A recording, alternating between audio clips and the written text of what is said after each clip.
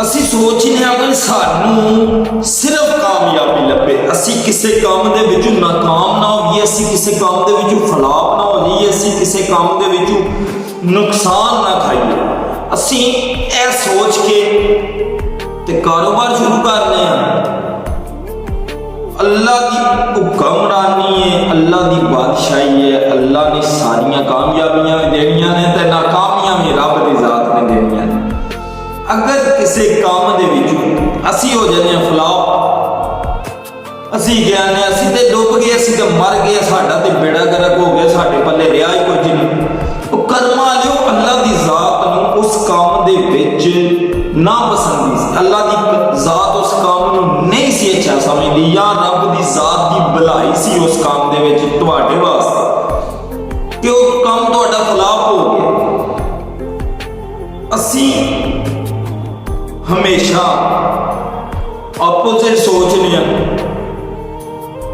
मनफी सोचने, मुस्बत नहीं सोचते किसी गल का। यार अगर कारोबार तुसी करना चाहते हो या कारोबार तुसी करते हो, कारोबार करोगे तो तुहानू कोई पता लगेगा।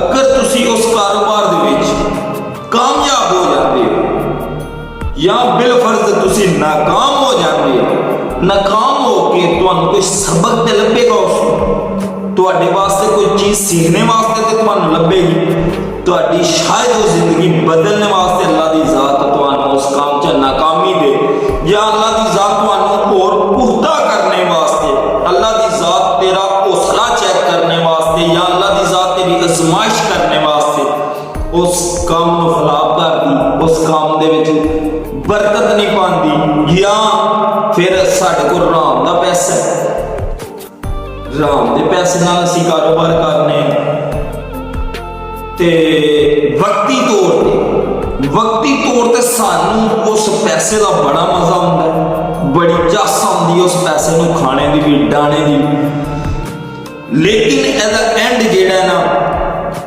बहुत ही प्यारा।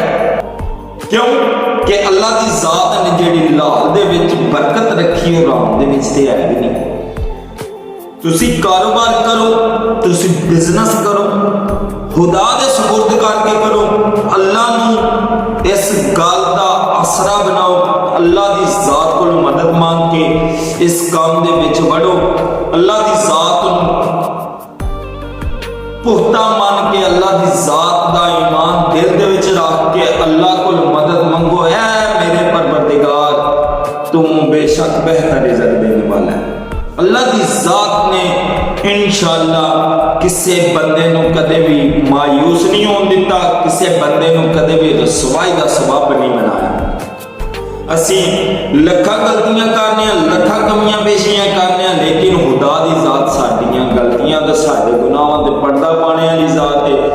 अल्लाह की जात तुहानू अपनी ज़ुबान च रखे, अल्लाह की जात तुहानू बड़ी सेहत तंदुरुस्ती वाली लंबी जिंदगी दे। अच्छा, अस्सलाम वालेकुम।